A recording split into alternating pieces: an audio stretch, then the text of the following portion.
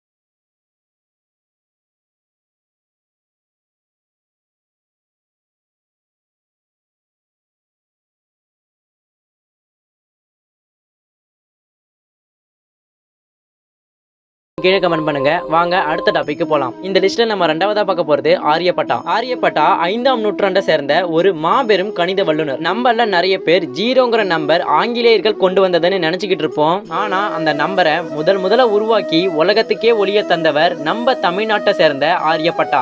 எப்படின்னா அந்த காலத்துல எதுவுமே இல்லாத பிளாங்கான ஆன்சருக்கு இப்ப பயன்படுத்துற ஜீரோவுக்கு பதிலா நத்திங்கிற வார்த்தையை தான் பயன்படுத்தியிருக்காங்க. இதனால கணிதத்துல அந்த காலத்துல ஏகப்பட்ட குழப்பங்கள் ஏற்பட்டிருக்கு.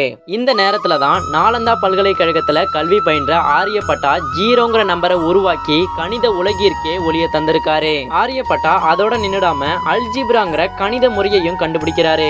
இந்த அல்ஜிப்ராவும் நம்ம தமிழ்நாட்டுல ஆரியப்பட்டாவால கண்டுபிடிக்கப்பட்ட ஒரு கணித முறை தான். இதே அல்ஜிப்ராவில ஒரு 4 சம் போறதுக்குள்ளேயே நமக்கெல்லாம் தூக்கம் வந்துடும். ஆனா 1500 வருஷத்துக்கு முன்னாடியே இப்படிப்பட்ட ஒரு சிக்கலான கணித முறையை கண்டுபிடிச்சிருக்காருன்னா அவர் எப்படிப்பட்ட நுண்ணறிவு உடையவராக இருந்திருப்பாருன்னு யோசிச்சு பாருங்க. உங்கள எத்தனை பேர் இந்த அல்ஜிப்ராவை பார்த்து பயந்துருக்கீங்கன்னு மறக்காம கமெண்ட்ல சொல்லுங்க. வாங்க அடுத்த டாபிக் போலாம். இந்த லிஸ்ட்ல 3ஆவதா பார்க்க போறது போதி தர்மர். 7ஆம் அறிவு படம் பார்த்ததுல இருந்து போதி தர்மர் யாருன்னு நிறைய பேருக்கு தெரிஞ்சிருக்கும். ஆனா அவரு ஏன் சைனாவுக்கு போனாருன்னு நிறைய பேருக்கு ஒரு கோபமும் இருக்கும். அவர் சைனாவுக்கு போனதுக்கு முக்கியமான காரணமே போதி தர்மர் மாதிரியே பல திறமை வாய்ந்த மருத்துவர்களும் தற்காப்பு கலை தெரிஞ்சவங்களும் நம்ம தமிழ்நாட்டுல இருந்திருக்காங்க. இந்த கலைகளை பக்கத்து நாட்டுக்கு கொண்டு போய் சேர்க்கணுங்கிறதுக்காக தான் அவர் சைனாவுக்கே போயிருக்காரு. ஆனா அவரால் திரும்பி வர முடியாம அங்கேயே இறந்து போயிட்டாரு. இன்னைக்கு சைனாவில் 100% பேர் கராத்தே, குங்ஃபூ, டேக்வாண்டோன்னு ஏதாவது ஒரு மார்ஷியல் ஆர்ட்ஸ் கலையை கத்து வச்சிருக்காங்க. ஆனா நம்ம தமிழ் வரலாறை கொஞ்சம் எடுத்து பார்த்தோம்னா 100% பேர் அடிமுறை, களரி, வர்மம், சிலம்பம்னு பலவிதமான தற்காப்பு கலைகளை கத்துட்டு இருந்திருக்காங்க. ஆனா ஏன் போதி தர்மர் மட்டும் ஒரு தனித்துவமான மனிதரா தெரியுறாருன்னா அவர்கிட்ட எந்த ஒரு கலையையுமே மிக குறைந்த காலத்திலேயே கத்துக்கக்கூடிய திறமை இருந்துச்சு. போதி தர்மர் சைனாவுக்கு போனதுக்கு இன்னொரு காரணம் அவரு புத்த மதத்தை ஏத்துக்கிட்டதுதான். நம்ம தமிழ்நாட்டுடைய பல்லவ வம்சத்தின் அரசரான போதி தர்மர் புத்த மதத்தை முழுவதுமா ஏத்துக்கிட்டு சைனாவுக்கு போறாரு. அங்க போய் ஒரு குகையில பல நாள் அசையாம தவம் இருந்ததாகவும் சொல்லப்படுது. இந்த சம்பவத்தை பார்த்த சீன மக்கள் போதி தர்மரை புத்தருக்கு சமமா ஒரு கடவுளா பார்க்க ஆரம்பிச்சிருக்காங்க.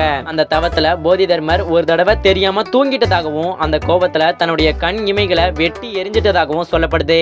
இப்படிப்பட்ட ஒரு மாபெரும் ஞானிய இன்னைக்கும் சீன மக்கள் புத்தருக்கு சமமா ஒரு கடவுளா வணங்கிட்டு வராங்க. நம்ம அடுத்ததா பார்க்க போறது மகா அவதார் பாபாஜி. சுமார் 2000 ஆண்டுகளுக்கு முன்பு சிதம்பரம் அருகே உள்ள பரங்கிப்பேட்டையில ஒரு கார்த்திகை திருநாளன்று ஒரு ஆண் குழந்தை பிறக்குது. அவர்தான் மகா அவதார் பாபாஜி. நாகராஜங்கிற பெயர்ல வலம் வந்த அந்த சிறுவன் ஒரு திருவிழா நாளன்று கூட்டத்துல திருடனால கடத்தப்பட்டு கல்கத்தாவில் இருக்கிற ஒரு வீட்டுல வேலைக்காக விற்கப்படுறாரு.